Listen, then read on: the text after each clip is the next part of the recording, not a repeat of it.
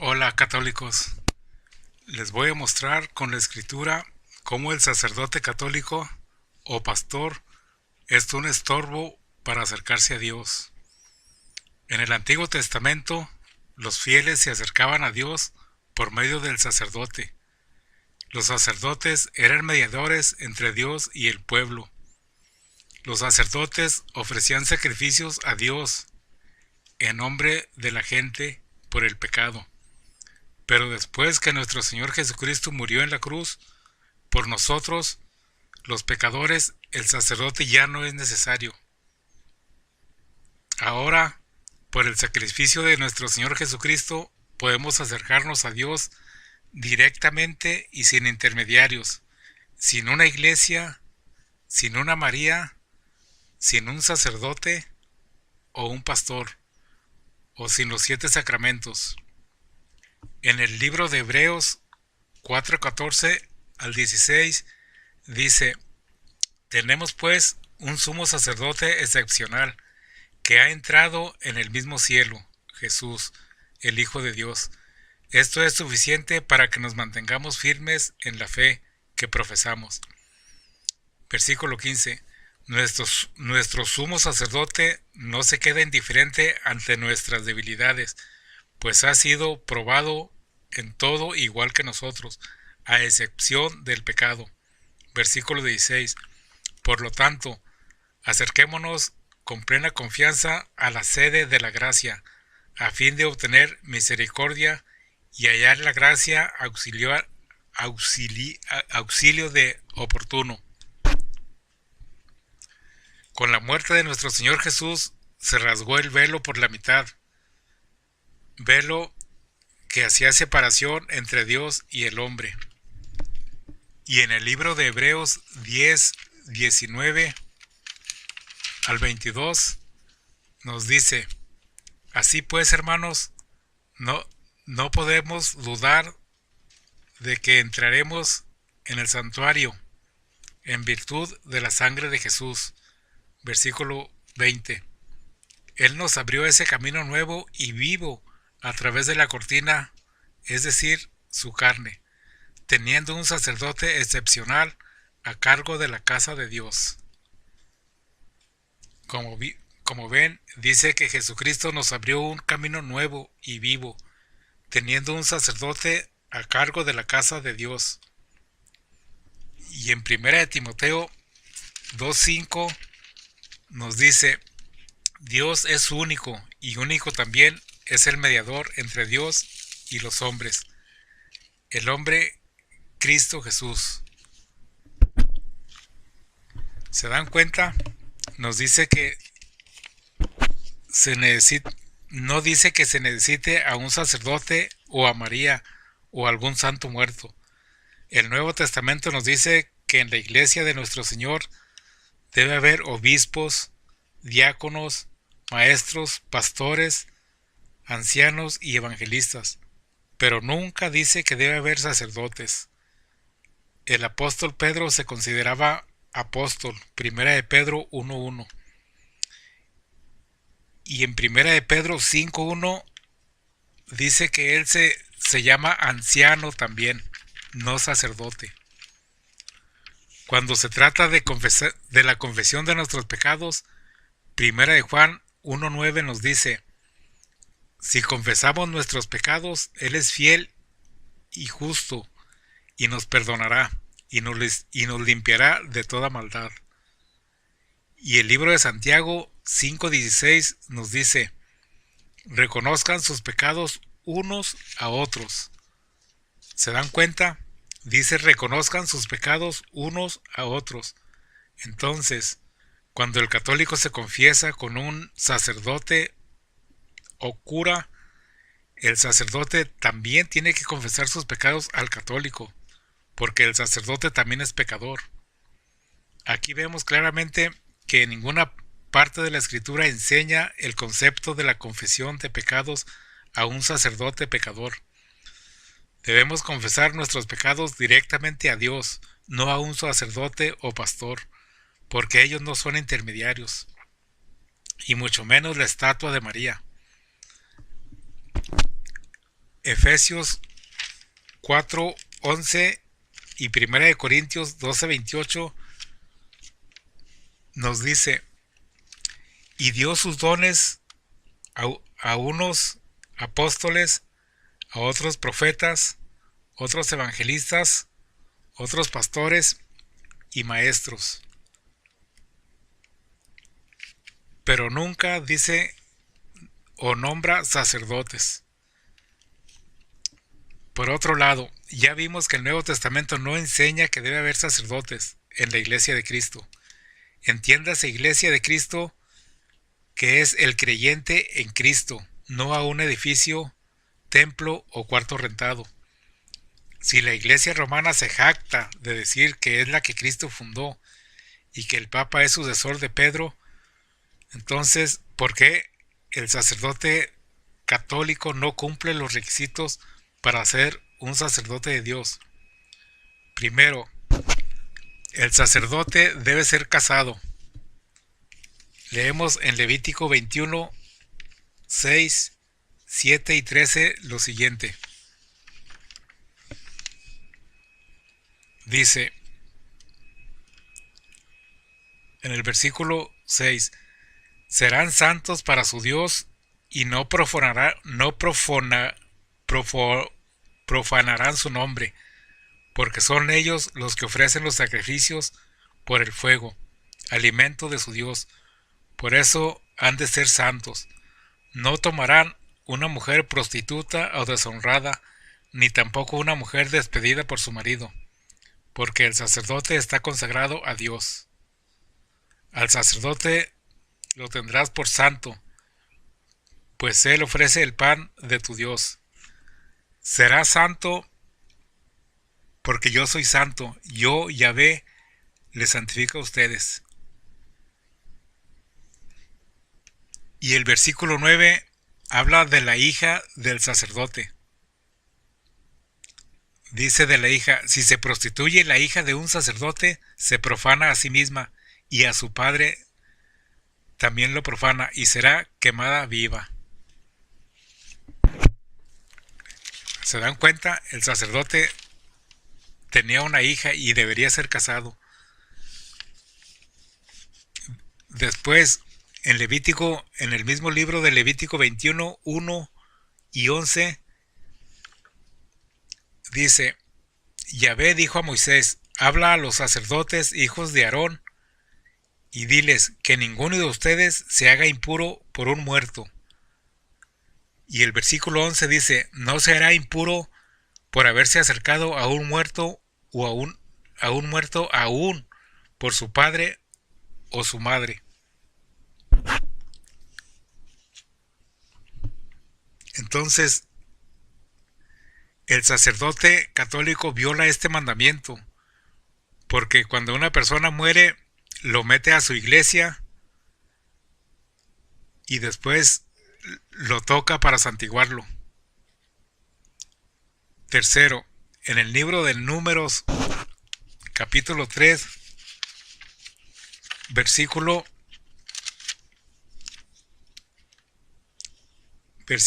11 y 12,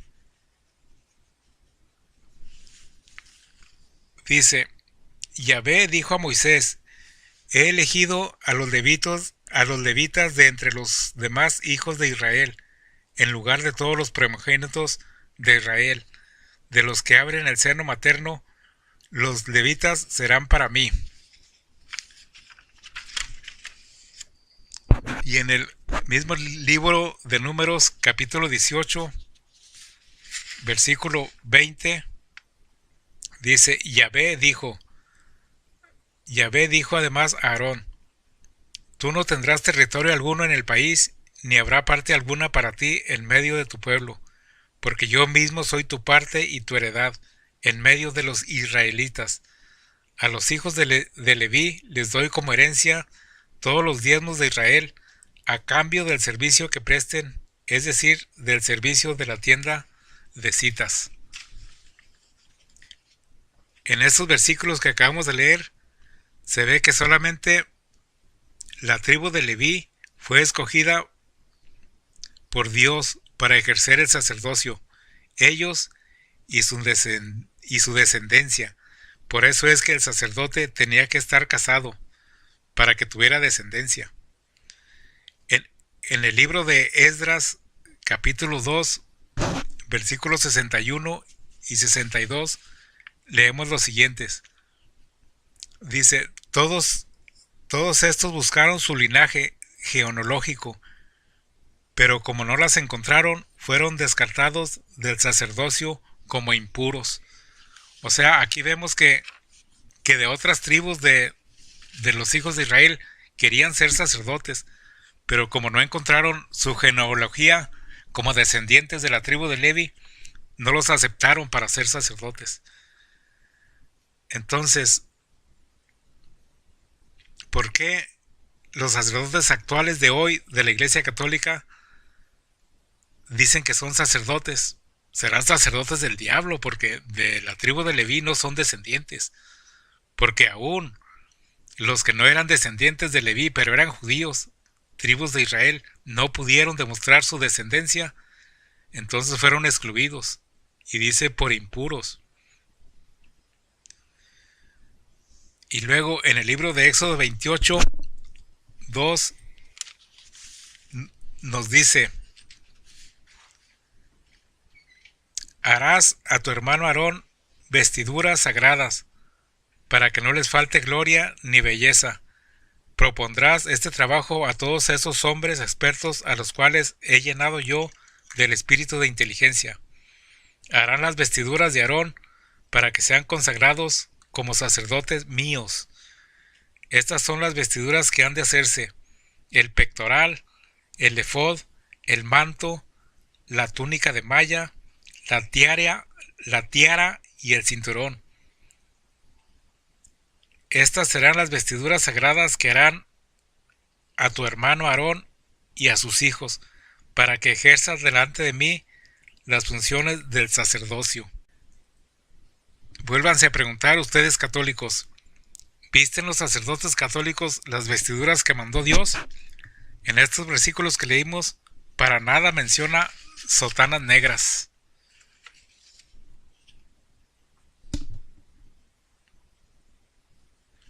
Y luego en el libro de Levíticos 10:1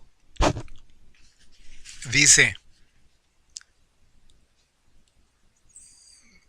los hijos de Aarón tomarán cada uno su incensario, pusieron fuego en ellos y después de ponerle incienso ofrecieron a Yahvé un fuego profano.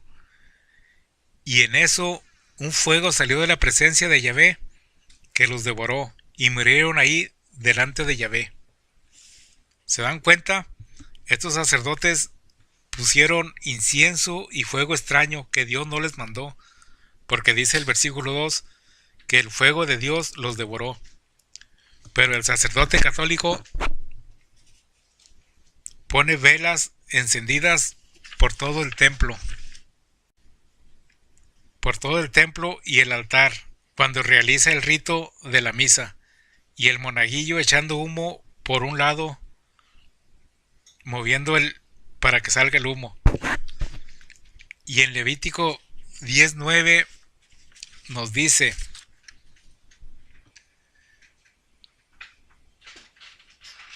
Levítico 10:8, vamos a empezar desde el 8. Yahvé dijo a Aarón, ni tú ni tus hijos tomen vino ni bebida alcohólica cuando entren a la tienda de las citas, no sea que mueran. Esto será un decreto perpetuo para sus descendientes. ¿Se dan cuenta? ¿Y qué es lo que hace el sacerdote católico? Se echa su buen trago de vino durante la misa, siendo que Dios tiene prohibido que tomen licor. En el libro de Éxodo capítulo 29 al 12 nos dice lo siguiente. Capítulo 29 del 1 al 12. Dice, esta es la manera como consagrarás a los sacerdotes. Tomarás un ovillo y 2 carneros sin defecto alguno, panes, acimos y una torta sin levadura, amasada con aceite, como también buñuelos, acimos, untados con aceite. Todo lo harás con la flor de la harina de trigo. Puesta en un canastillo lo ofrecerás junto con el novillo y los 2 carneros. Luego pedirás a Aarón y sus hijos que se acerquen a la entrada de la tienda de las citas y los lavarás con agua. Luego revestirás a Aarón de sus ornamentos, esto es, de la túnica de lino, el mando del el efod y el pectoral, que ceñirás sobre el cinturón del efod. Pondrás sobre su cabeza el turbante y sobre éste la lámina sagrada. Entonces tomarás el óleo de la unción, lo derramarás sobre su cabeza, y así quedará consagrado. También pedirás a los hijos que se acerquen y los revestirás con las túnicas de lino. Ceñirás a Aarón y a sus hijos las fajas y les pondrás las mitras.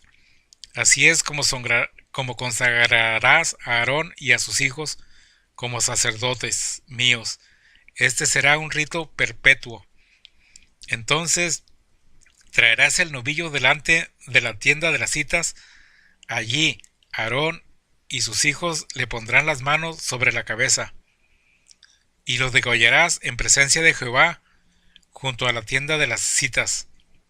Tomando la sangre del novillo con tu dedo, la pondrás sobre los cuernos del altar, el resto lo derramarás al pie del altar.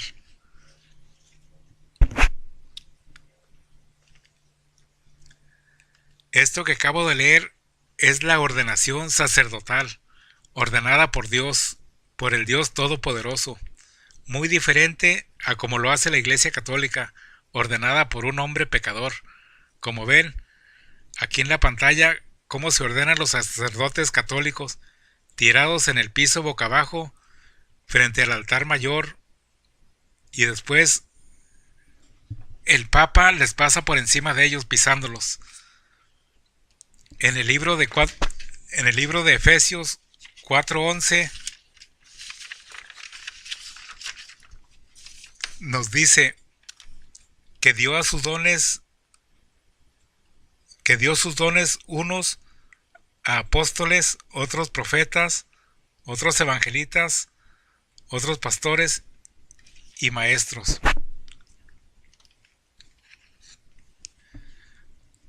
Dice que él mismo constituyó apóstoles, profetas, evangelistas, pastores y maestros, pero nunca dice o da a entender que haya sacerdotes, ni en ese día o en un futuro. La Biblia nunca habla de sucesor de apóstoles, únicamente fueron 12 y hasta ahí, no hubo más. En el libro de Hechos, capítulo 6, del versículo 1 al 7, nos dice: porque aquellos días, como el número de los discípulos iba en aumento, hubo quejas de los llamados helenistas contra los llamados hebreos, porque según ellos, sus viudas eran tratadas como negligencia en el servicio.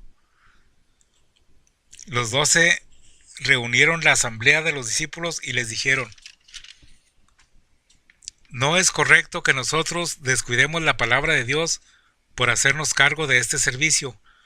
Por lo tanto, hermanos, elijan entre ustedes a 7 hombres de buena fama, llenos del Espíritu Santo y de sabiduría. Les confiaremos esta tarea, mientras que nosotros nos dedicaremos de lleno a la oración y al ministerio de la palabra. Toda la asamblea estuvo de acuerdo y eligieron a Esteban. En estos versículos que nos dice que los presentaron ante los apóstoles y orando les impusieron las manos, pero no para que fueran sucesores o sacerdotes, sino para que ayudaran en el trabajo, porque el número de creyentes aumentaba. ¿Se parece esto a Mateo 16, 18 y 19? En Filipenses 1:1 y 1 de Timoteo 3:1 habla de obispos, diáconos, pero nunca menciona sacerdotes. En el capítulo de Hechos 6:7 dice muy claramente que muchos sacerdotes obedecían a la fe, o sea, que se convertían al cristianismo. Y en el libro de Mateo 26, 65 al 66, nos dice que los sacerdotes condenaron a nuestro Señor Jesús a la muerte. En el libro de Juan, capítulo 11, del versículo 47 al 53, leemos: Entonces los jefes de los sacerdotes y los fariseos convocaron al consejo y preguntaban: ¿qué hacemos? Este hombre hace muchos milagros. Si lo dejamos que siga así, todos van a creer en él, y luego intervendrán los romanos y destruirán nuestro lugar santo y nuestra nación.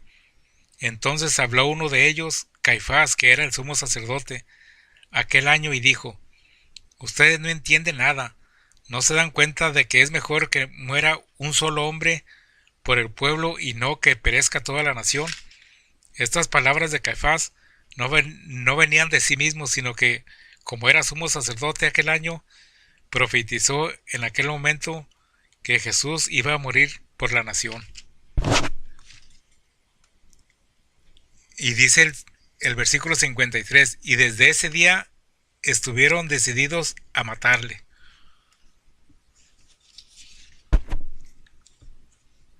¿Se dan cuenta? Urdieron su plan para matar al Señor y lo consiguieron. Una pregunta: ¿son estos los sacerdotes sucesores católicos o son otros? Porque la Biblia nada más menciona este tipo de sacerdotes. ¿De dónde aparecen los sacerdotes católicos? Porque si fueran sucesores de Pedro, entonces tendrían que ser apóstoles, no sacerdotes. Pedro se consideraba apóstol. Primera de Pedro 1:1. Se consideraba anciano. Primera de Pedro 5:1. Era casado. Mateo 8:14. No célibe como el sacerdote católico. Además, la Biblia enseña que si alguno desea obispado, desea buena obra, pero es necesario que el que quiera ser obispo sea marido de una sola mujer y tenga en sujeción a sus hijos. Primera de Timoteo 1:5 y Tito 1:6. Pero el sacerdote católico es célibe y tiene hijos regados por donde quiera, y los hijos bastardos le llaman tío para no descubrir su celibato. El sacerdote católico viola el mandamiento de Dios que dice: el hombre se unirá a su mujer y serán una sola carne. Génesis 2:24 y 1 Corintios 7:2, 9 y 11. El sacerdote católico no tiene poder para perdonar pecados. Jeremías 17:5 dice: maldito el hombre que confía en otro hombre. Y en 1 de Juan 7:9 dice: si alguno hubiere pecado, abogado tenemos para con el Padre, a Jesucristo. Como ven, católicos, hay que confesar nuestros pecados únicamente a Dios, no a un sacerdote o pastor. Jesús dijo en Juan 14:6: yo soy el camino, la verdad y la vida. Nadie va al Padre si no es por mí. Y en el mismo libro de Juan, capítulo 6:68, Pedro le dijo a nuestro Señor Jesús: ¿a quién iremos si solo tú tienes palabras de vida eterna? Muchos católicos o protestantes se hacen la misma pregunta de Pedro: si me salgo de esta secta, ¿a dónde iré? Y yo les digo: vayan a la Biblia y léanla, y déjense de andar jugando a las iglesitas o sectitas. Jesucristo nos dejó su Espíritu Santo para que nos guiara a toda verdad. Juan 14:26 y 16:13 nos dice que el Espíritu Santo nos enseñará y nos guiará a toda verdad, no un sacerdote o pastor pecador. En Romanos 3:23 dice: por cuanto todos pecaron, están destituidos de la gloria de Dios. Dice todos, incluye a todo ser humano y principalmente a María, la que el clérigo romano tiene a María como que nació sin pecado y que dice que permaneció virgen y que no conoció muerte y ascendió viva al cielo, contradiciendo abiertamente lo que dice la Santa Escritura.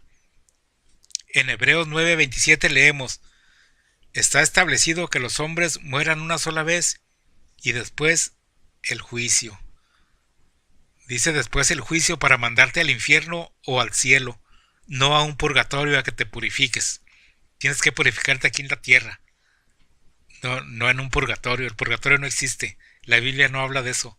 Esa es una mentira del diablo. Diablo cochino, mentiroso, que engaña a la gente. Porque la Biblia nada más dice que Enoc y Elías fueron directamente al cielo. Génesis 5:24 dice: Enoc caminó con Dios. Y en 2 de Reyes 2:11 dice que un torbellino de fuego arrebató a Elías y se lo llevó al cielo. Ellos son los únicos dos personas humanas que no conocieron muerte y fueron directamente al cielo, no María. Pero ese ídolo llamado María no dice que subió al cielo. Eso es una gran mentira diabólica y blasfema y pagana de la Iglesia romana, como tantas otras doctrinas diabólicas que enseñan, como son el purgatorio, celibato, la misa, hacen santos a personas ya muertas, bautizan niños, cuando la Biblia nunca habla de un bautismo de niños. Habla de bautismo de creyentes que creen en Jesús, no de infantes. El rosario y muchas doctrinas diabólicas más, que si me pongo a ponerlas nunca acabaría. Pero con estas que les pongo, con esas basta.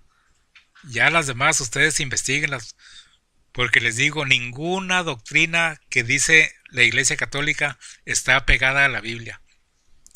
Y las que dicen ellos que es bíblico, como la Santa Cena, la Cena del Señor es bíblico, pero sencillo, no un rito como lo hace la Iglesia Católica. Y menos decir que Jesucristo está en la hostia. En la hostia estará el mismo diablo, no Jesús. Dice la Biblia que Jesús está a la diestra de Dios, y ahí va a estar hasta que Él venga por segunda vez. Por eso, en 1 de Timoteo 4:1 al 5 dice: el Espíritu dice claramente que en los últimos tiempos algunos renegarán de la fe para seguir espíritus seductores y doctrinas diabólicas. Aparecerán hombres mentirosos, con la conciencia marcada con la señal de los infames. Estos prohibirán el matrimonio y no permiten el uso de ciertos alimentos, a pesar de que Dios los creó para que los comamos y luego le demos gracias. Así lo hacen los creyentes que conocen la verdad, porque todo lo que Dios ha creado es bueno y no hay por qué rechazar un alimento que se toma dando gracias a Dios. Es santificado por la palabra de Dios y la oración. ¿Se dan cuenta en este versículo lo que dice?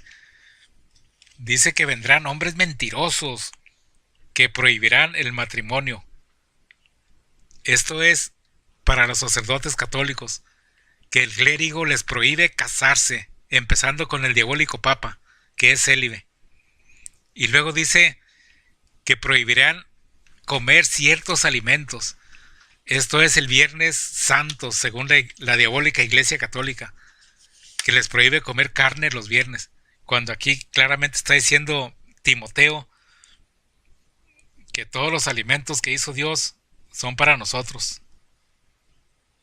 ¿Se dan cuenta cómo la Biblia dice una cosa, pero la diabólica iglesia dice otra?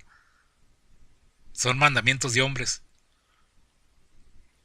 Católicos, lean la Biblia para que no les engañen los sacerdotes con doctrinas amañadas y diabólicas, porque el día que comparezcan ante el Señor no les va a valer decir yo no sabía o el sacerdote me engañó.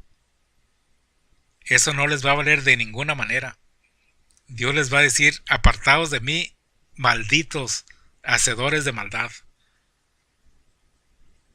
Me dan lástima a ustedes católicos que están engañados ahí, ofreciendo mandas, yéndose de rodillas desde la calle hasta el altar, y a veces dándose de latigazos o con unos nopales en la espalda.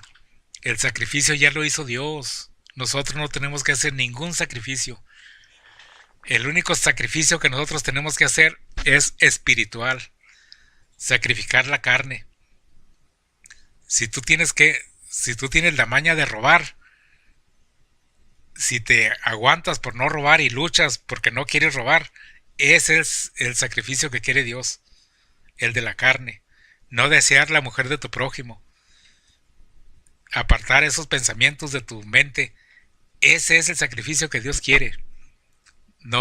Dios no quiere el sacrificio físico, porque Él ya lo hizo en la cruz. Ese sacrificio físico lo hizo Dios por nosotros. Ahora a nosotros nos queda hacer el sacrificio espiritual. No andar dando limosnas por tu salvación. O pagando grandes sumas de dinero porque le hagan una misa gregoriana a tu muerto, a tu pariente ya muerto. O pidiéndole milagros a Dios, que hagas que la mujer vuelva contigo, o que el hijo deje las drogas. Eso depende de ti, no de Dios.